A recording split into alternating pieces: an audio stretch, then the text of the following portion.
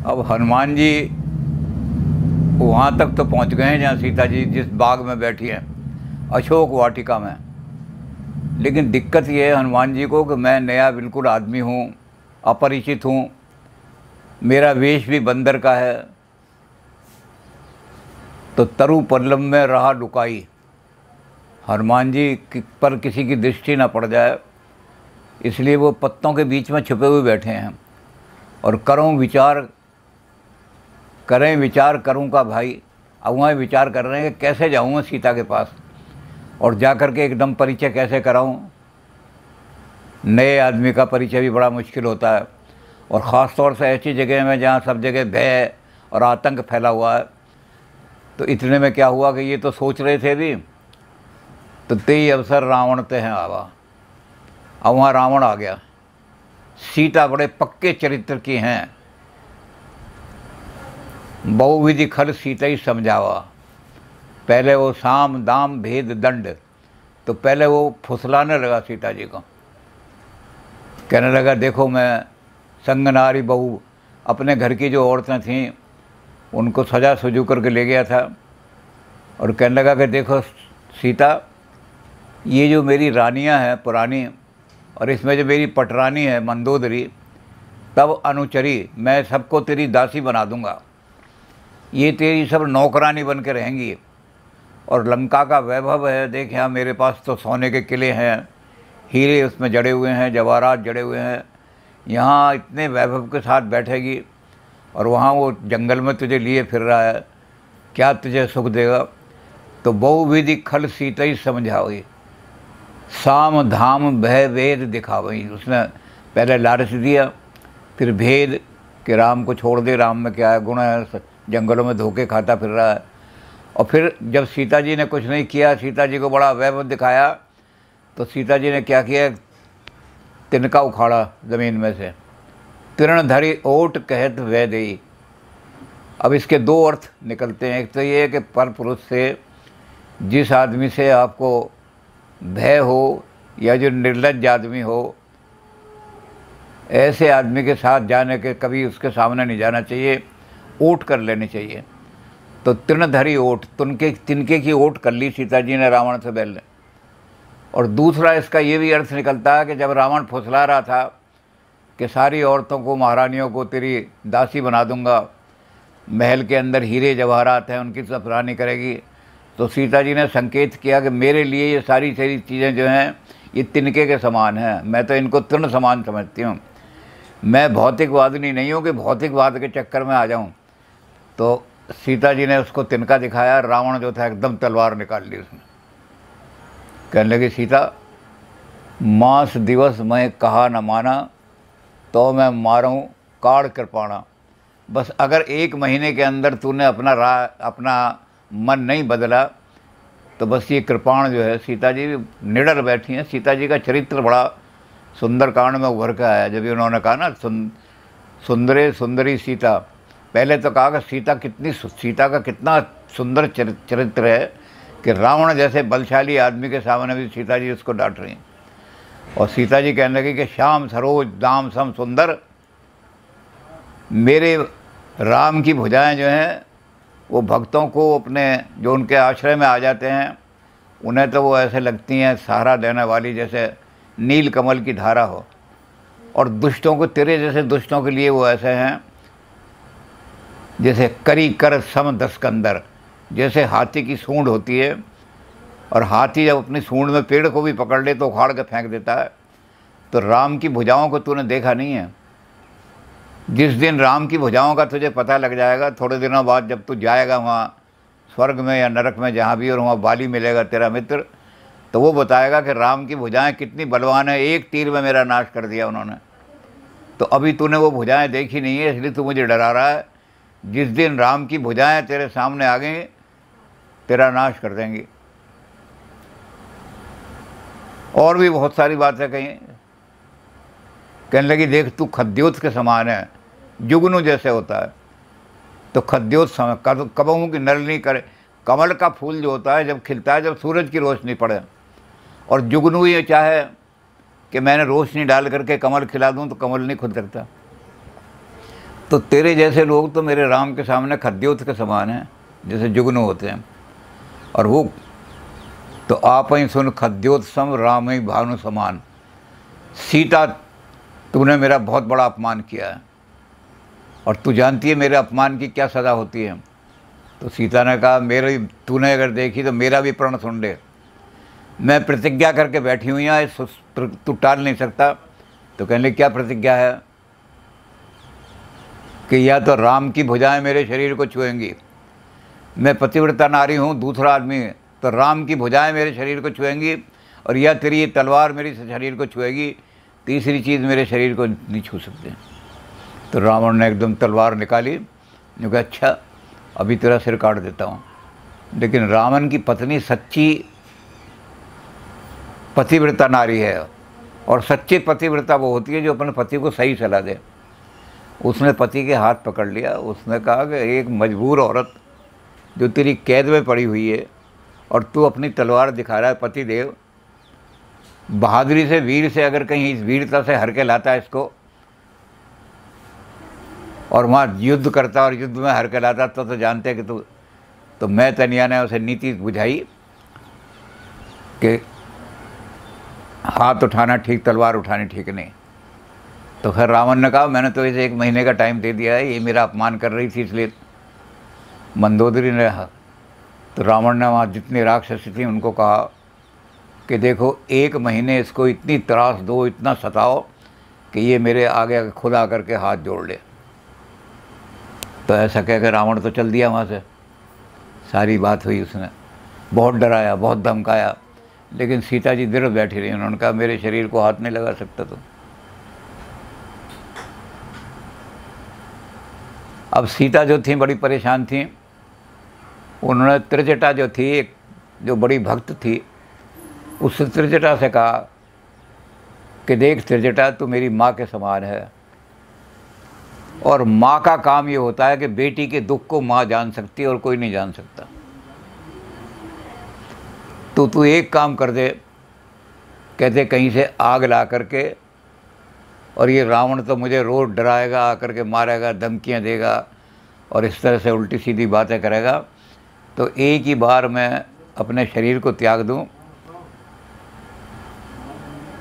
तो वो कहने लगी त्रिजटा कि जब तूने मुझे माँ कह दिया, तो बेटी कलयुग जब आएगा तो माँ अपने बबुओं को तो जलाएंगी सासें, लेकिन माँ कोई ऐसी नहीं मिलेगी जो बेटी को आग में जला दे।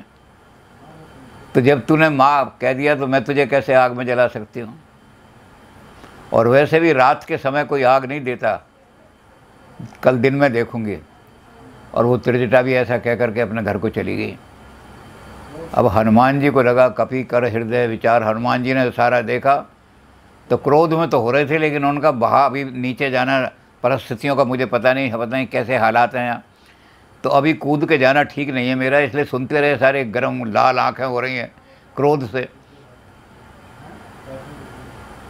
और क्रोध की आंखों के कारण से हनुमान जी जो हैं वो चाहते हैं, लेकिन फिर उन्होंने कहा कि यहाँ सीता ही मुझ पर विश्वास नहीं करेगी पहले तो हनुमान जी बैठे हुए देखते रहे। लेकिन जब वो चली गई तो सीता, हनुमान जी ने सोचा, कपि कर हृदय विचार दीन मुद्रिका डार। तो कपि ने कहा, अब अगर मैंने ये मुद्री जो राम ने दी अगर नहीं दी तो क्या पता सीता खुद ही आत्महत्या कर ले, आग लगा ले, जल जाए, तो राम को काम भी राम का रह जाएगा और मैं जिस काम से। तो हनुमान जी ने बड़ी बुद्धि देख करके, क्योंकि हनुमान जी बड़े सोच विचार के काम करते हैं, तो उन्होंने मौका देखा, बिल्कुल सुनसान है, सब चले गए हैं, कोई नहीं है, उन्होंने वो मुद्रिका डाल दी। अब जैसे इन्होंने कहा है कालिदास ने, सुंदरे सुंदरी सीता सुंदरे सुंदरी कथा, जैसे हमने कहा था कि भगवान शंकर मग्न होकर के और बीच में रुक गए, फिर बाद में सुंदर कथा सुनाने लगे, सावधान करके मन को। राम का सारा जब वैभव सुना उन्होंने और सीता जी के चरित्र की बात सुनी तो विभोर हो गए, आनंद में रुक गए। तो कथा भी सुंदर शुरू हो गई। अब क्या रहा है, सुंदरी वार्ता। सुंदरकांड के अंदर जितनी भी वार्ता हैं बड़ी सुंदर है, रोचक है। अब हनुमान जी सोचने लगे कि मुद्रिका तो मैंने डाल दी। सीता जी ने मुद्री उठाई और मुद्री उठा करके सोच में पड़ गई वो, हर्षित हुई मुद्रिका वो देख करके, विस्मय में पड़ गई कि मुद्रिका यहाँ कैसे आई राम की। और फिर वो सोचने लगी कि राम को कोई जीत तो सकता नहीं, उन्होंने बड़े बड़े राक्षस मार दिए और ऐसी मुद्रिका बना भी नहीं सकता कोई। तो बड़े विस्मय में होकर के, परेशान होकर के, चकित तब मुद्री पहचान तो ली उन्होंने राम की है, लेकिन हर्ष विषाद, एक तरफ हर्षित भी हो रही हैं और एक तरफ मन में विषाद भी आ रहा है, चिंता कि आई मुद्री आई कहाँ से। अब उनके मन में हुआ कोई ऐसा आदमी दुनिया में पैदा हो गया जो राम को भी मार सके। फिर अगर मार भी दिया तो मुद्री क्यों लाया और फिर मेरे पास क्यों डाली मुद्री का। तो सीता जी बड़ी परेशान हैं।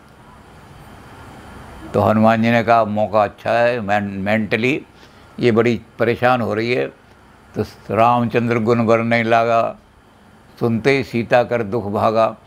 ये कथा सुनाने वाला, श्रेष्ठ कथा सुनाने वाला वही है कि जब राम की कथा सुनाए लोगों को, तो जो पैसे बटोरने वाला है वो तो देखेगा कितना चढ़ा, कितने पैसे चढ़े। अब देखो जी, हनुमान जी सीता जी को मुद्रिका देने जा रहे हैं तो उनके लिए भेंट दीजिए आप, वो भेंट चढ़वाएगा वो तो। लेकिन हनुमान जी का क्या था कि कथा हमने सुनानी है ऐसे कि जो श्रोता हैं, वो जितने भी दुखी श्रोता हैं उनका दुख दूर हो जाए, तब तो सच्चा कथावाचक है, नहीं तो लुटेरा है वो, लोगों को लूटने के लिए आया है। तो हनुमान जी ने इस तरह कथा सुनानी शुरू की कि सुनते ही सीता कर दुख भागा। राम की कथा कोई सुना रहा है, लेकिन अभी पेड़ के बस अंदर से सुना रहे हैं हनुमान जी। तो बड़ी कथा सुनाई उन्होंने, बढ़िया। अब सीता जी सुनने लागी सुने, श्रवण मन लाई, कान भी उधर लगा दिए, मन भी उधर लगा दिया।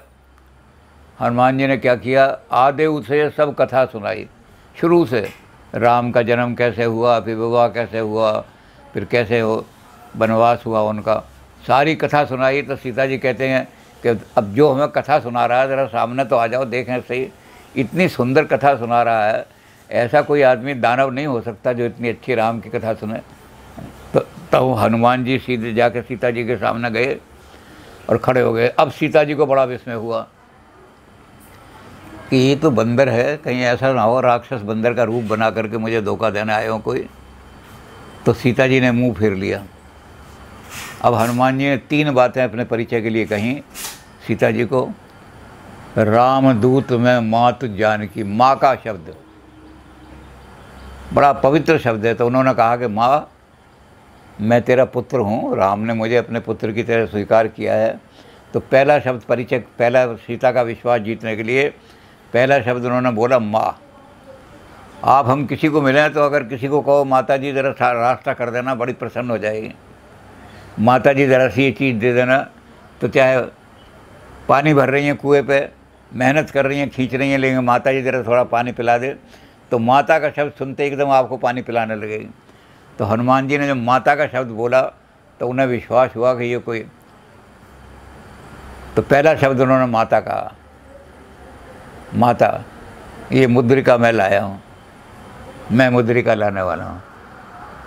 और उन्होंने कहा कि सत्य शपथ करुणा निदान की।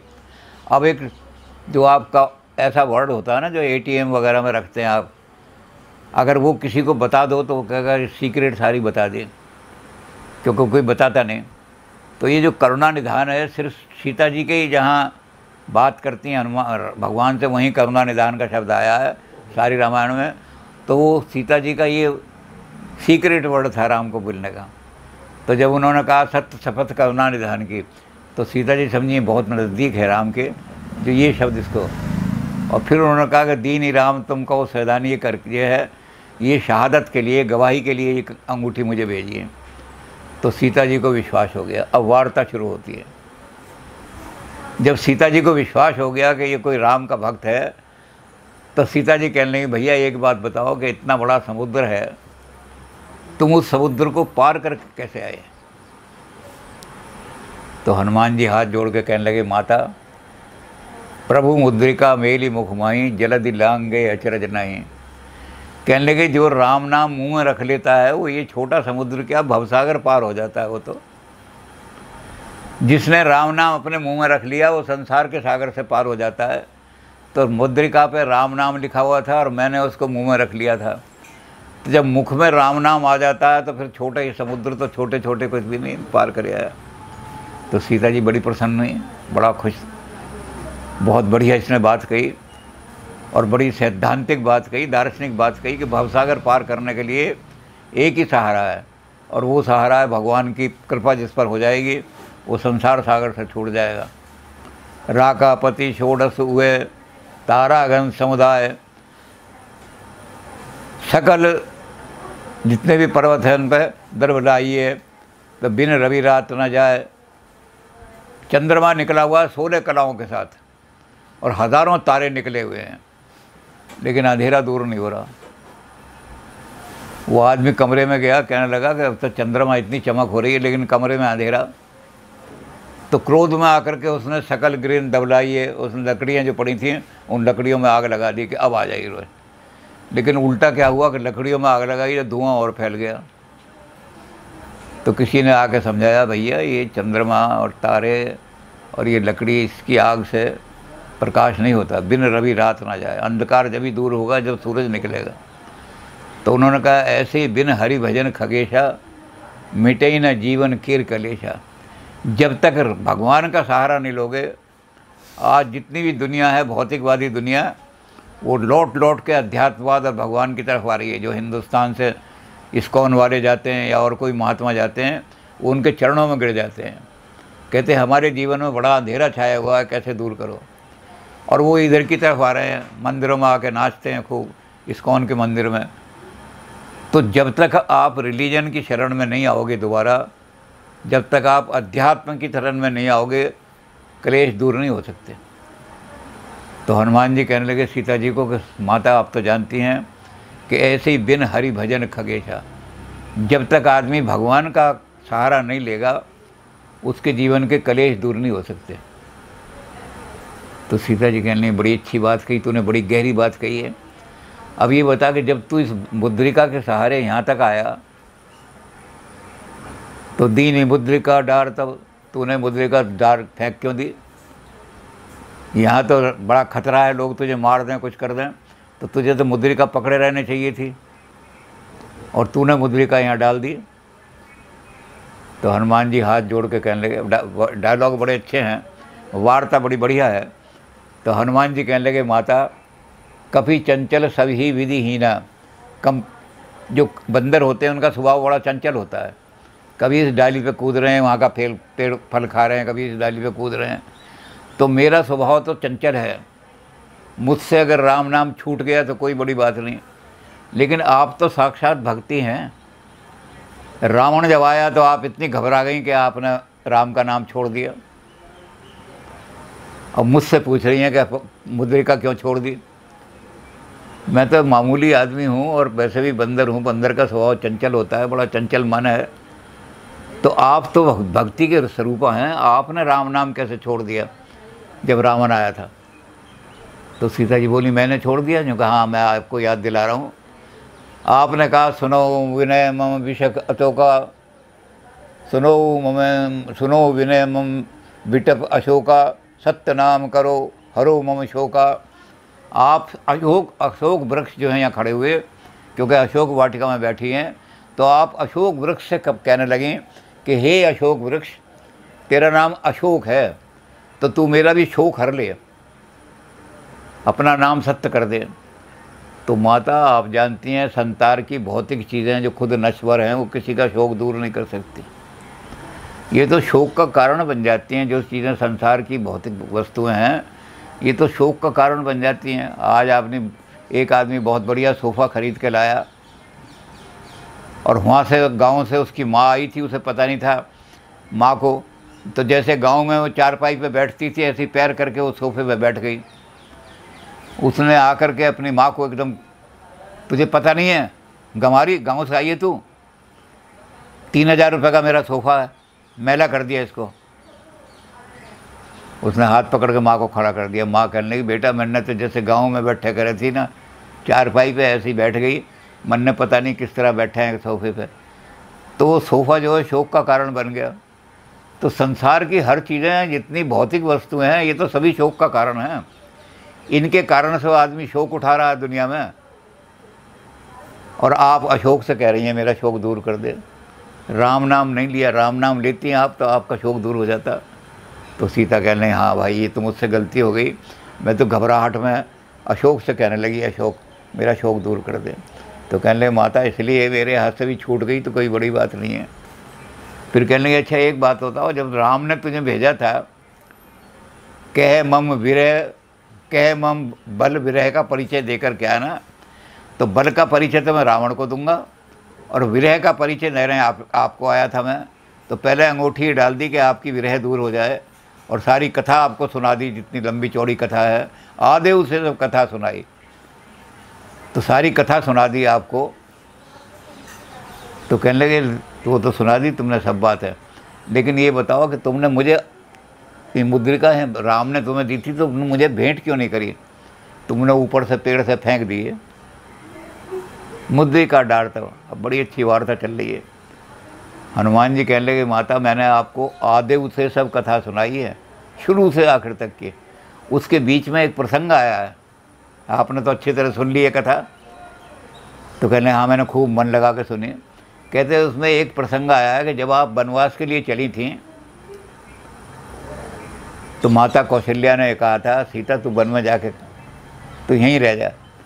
तो आप माँ कहने लगी मैं तो पति की, तो उन्होंने कहा सीता विपन्न रहे कई वाती चित्र लिखित कपि देख डराती।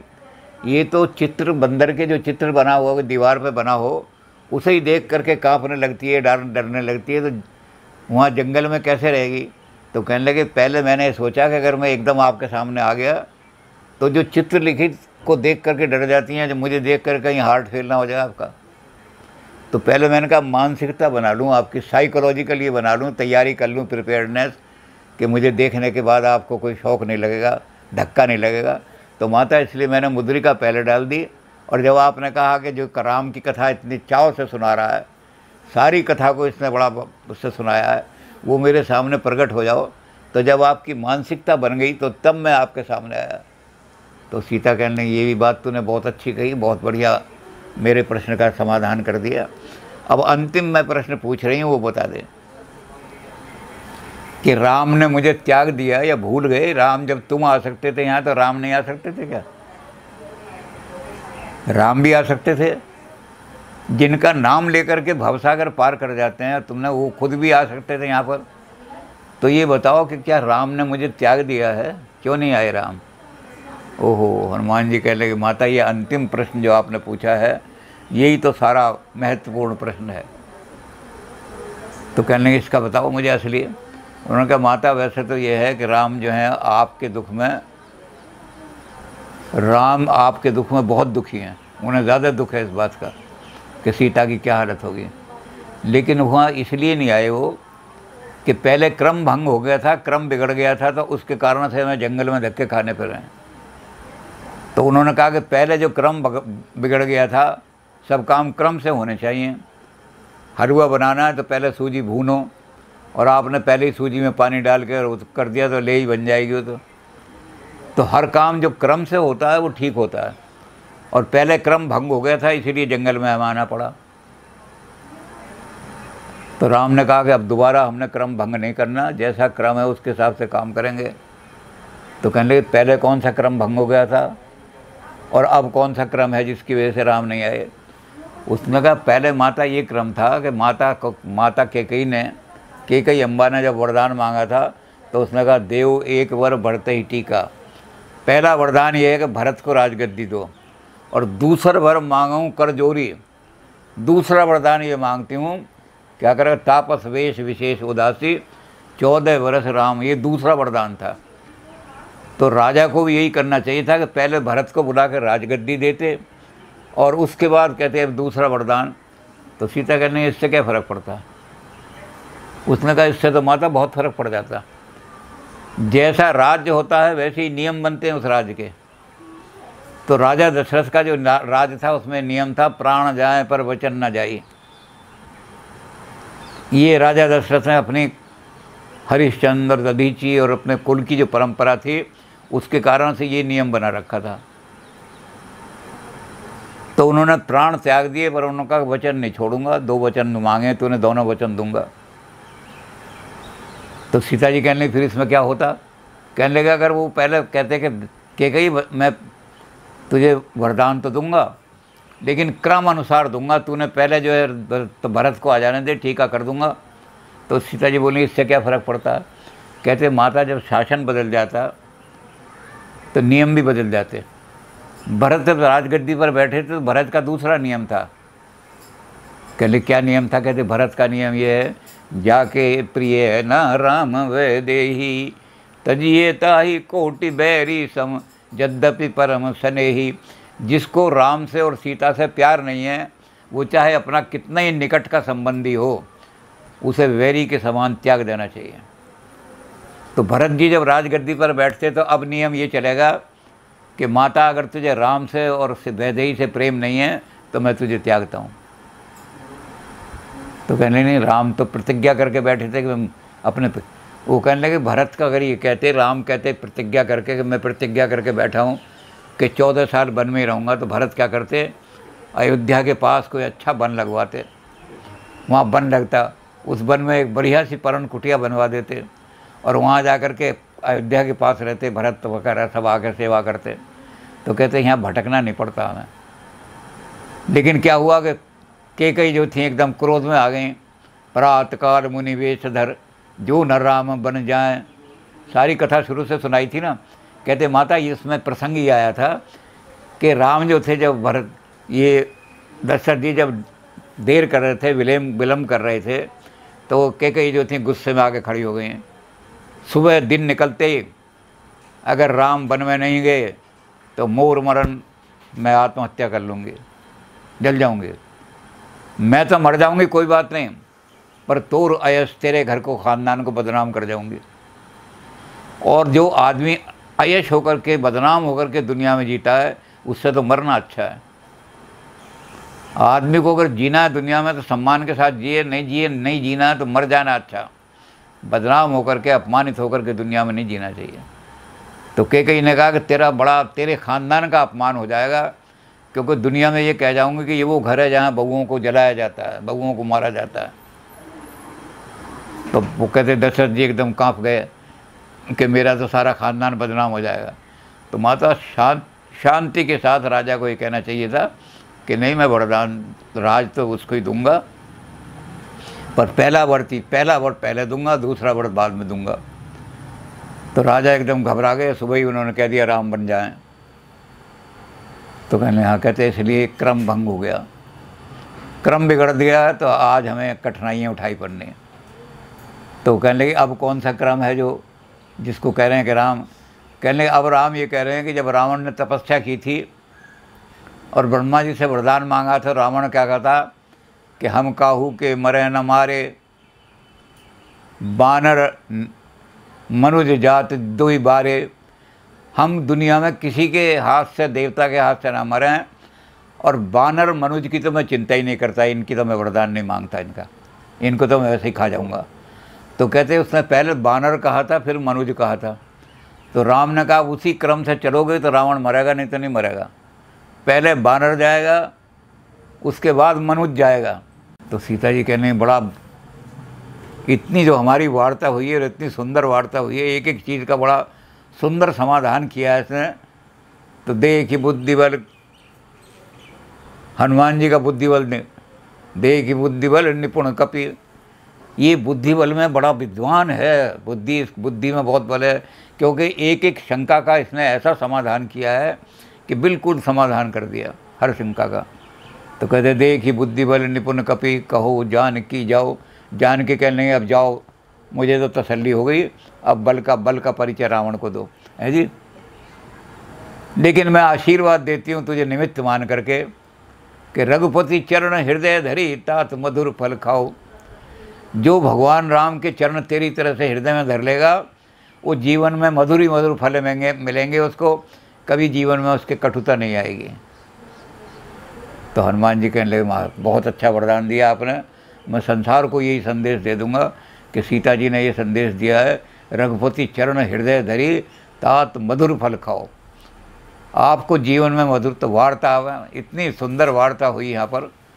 तो इस सारी वार्ता में बड़ा ऐसा संदेश मिले कि देखो कैसे जो हमें काम करना है, अगर सफल होना है तो क्रम अनुसार काम करना चाहिए। अगर क्रम भंग हो गया तो काम बिल्कुल नहीं सफल हो सकता। और क्रम भंग में चाहे थोड़ी सी देर लग जाए, बेटर लेट देन नेवर, लेकिन कैसे भंग, किस तरह काम। तो सारा हनुमान जी की वार्ता इतनी बढ़िया हुई। और उसके बाद जब सीता जी ने आज्ञा दे दी कि जाओ रघुपति चरण हृदय धर, भगवान के चरण का ध्यान रखना, जाओ मधुर फल खाओ।